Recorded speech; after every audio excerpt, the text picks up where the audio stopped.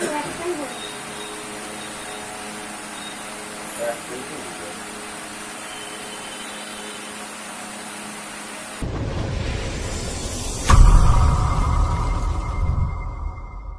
Friends, good morning and welcome back to my channel. So আজকে অনেক দিন পরে আবার একটা ব্লগ নিয়ে এসেছি তোমাদের সামনে। তো আজকে হলো নববর্ষ, তো সবাইকেই জানাই শুভ নববর্ষ।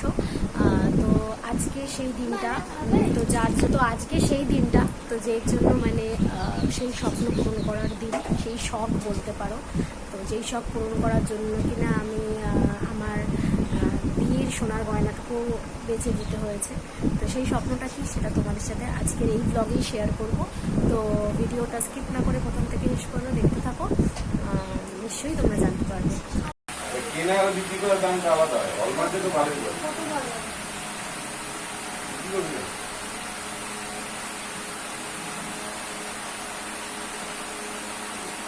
এটা তো বলবে 8,000 মহলে। তো বন্ধুরা, ভিডিওটা যখন শ্যুট করেছিলাম তখন নববর্ষর সময় ছিল। তো তারপরই শ্বশুরের শরীরের কন্ডিশন খুবই খারাপ হয়ে যায়। তো তার জন্য আমি ভিডিওটা কন্টিনিউ করতে পারিনি। তো তোমরা ভিডিওতে দেখতে পাবে যে আমি গুরুদশার সময় আমি ফোন কিনতে গেছিলাম। হ্যাঁ, তোমরা অনেকেই বলতে পারো কি ওই টাইমে কেন কিনতে গেছি। আসলে ফোনটা একদমই কাজ করছিল না, আমার যে আগের ফোনটা। সো কাউকে আমি ফোন করতে পারছিলাম না, অ্যান্ড আমার ফোনে ফোন ঢুকছিলও না। তো সেই কারণে আমাকে ফোনটা তখনই কিনতে যেতে হয়, না হলে আমি নববর্ষর দিনই ফোনটা নিতাম। তো শ্বশুরের কন্ডিশন যেহেতু খারাপ হয়ে যায়, তো তার জন্য আমি দোকানে যেতে পারিনি এবং কিনতেও পারিনি। তো তার জন্য আমাকে গুরুদশার সময় গিয়ে ফোনটা কিনতে হয়েছিল। হ্যাঁ, তোমরা যেটা দেখতে পাচ্ছ যে এই শখটা পূরণ করার জন্য মানে আমাকে আমার সোনার জিনিসটুকু বন্ধক দিতে হয়েছিল। তো যাই হোক, কোনো ব্যাপার না, ছোটো ছোটো বড় বড় শখ পূরণ করতে গেলে ছোটো ছোটো জিনিস তো ত্যাগ করতেই হয়। তো চলো বন্ধুরা, ভিডিওটা দেখতে থাকো, আশা করছি তোমাদের ভালো লাগবে। তো বন্ধুরা, আজকেই সেই দিন যেদিন মানে যেই দিনটা পূরণ করার জন্য কিনা আমি এত পরিশ্রম করেছি। এই 6 বছরের পরিশ্রম আমার আজকে সফল হবে। তো 6 বছর ধরে যেই পরিশ্রম করা, যেই মানে পরিশ্রমের ফল, প্লাস কিছু ছোট ছোট ইচ্ছে যেগুলোকে পূরণ না করার ফল আজকে আমার এই দিনটা। তো যাই হোক, সবাই তো ভিডিও করে রাখে, তো আমিও তার জন্য এই মুহূর্তটা যেহেতু যাতে আমার স্মরণীয় হয়ে থাকে, তো সেই জন্যই আমি ভিডিও করেছিলাম।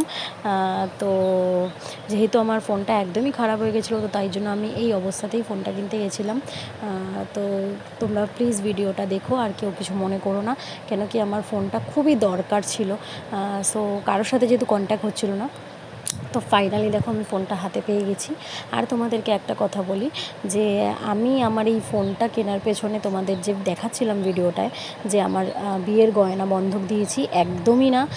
এই ফোনটা পুরোপুরি আমার নিজস্ব পরিশ্রমের, মানে এত যেই 6 বছর ধরে যা পরিশ্রম করেছি আমি, কিছু সেভিংস, তো সব কিছুর মূল্য এটা।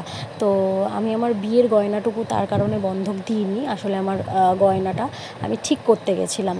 তো সেই কারণেই আমি সোনার দোকানে গেছিলাম। তো পুরোপুরি আমার পরিশ্রমের ফল দিয়েই আমি আমার ওই শখের জিনিসটা পূরণ করেছি। তো ভিডিওটা কেমন লাগলো অবশ্যই তোমরা জানিও। আর ভিডিওটা যেহেতু দেরি হয়ে গেল দিতে, তো বন্ধুরা তোমরা ভিডিওতে দেখতেই পাবে যে এই দেখো, ফোনটা কেনার জন্য আমি অনেক দিন থেকেই চেষ্টা করছিলাম। আসলে তখনও শ্বশুরের অবস্থা ভালোই ছিল, যেহেতু ফোনটা একদমই আমার কাজ করছিল না আগের ফোনটা। তো তার জন্য তোমরা দেখতেই পেয়েছো যে আমাকে আগেই যেতে হয়েছিল, কিন্তু তখন আমি ফোনটা নিতে পারিনি। তো যাই হোক, বাধ্য হয়েই পরে আমাকে নিতে হয়েছিল। তো ফোনের দোকানেই সমস্ত কিছু আমাকে সেট করে দিচ্ছিলো। ফোনের দাদাগুলোও ভীষণ ভালো ছিল। সো আমার স্ক্রিন গার্ড থেকে শুরু করে স্ক্রিন প্রোটেক্টর সব কিছুই ওরা ঠিকঠাক করে সেট করে দিচ্ছিলো। তো বন্ধুরা, ফোন কেনার পর ফাইনালি সবাই আমাকে মানে আমার মেয়ে, আমার বর বলছিল যে কিছু খাওয়াতে। তো এই অবস্থায় তো কিছুই খেতে পারবো না ফ্রেন্ডস। তো তার জন্য আমরা চলে গেলাম মিষ্টির দোকানে। তো মিষ্টির দোকানে গিয়ে আমরা মানে ছোট্ট করে জাস্ট একটা সেলিব্রেশন তো নয়, কেন এই অবস্থায় কোনো কিছুই ভালো লাগে না। তো তার জন্য মিষ্টির দোকানে গিয়ে ওদেরকে আমি খাইয়েছিলাম। চলো।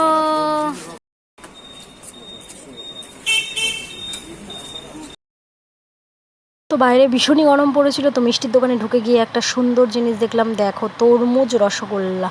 তো যেটা ইউনিক ধরনের ছিল, তো তার জন্য আমি ভিডিও করে নিলাম। তো আমিও নিয়ে নিলাম একটু মিষ্টি দই। সো এটাই খেলাম। তো বন্ধুরা, আজকের ভিডিওটা এই পর্যন্তই থাক। কেমন লাগলো অবশ্যই জানিও।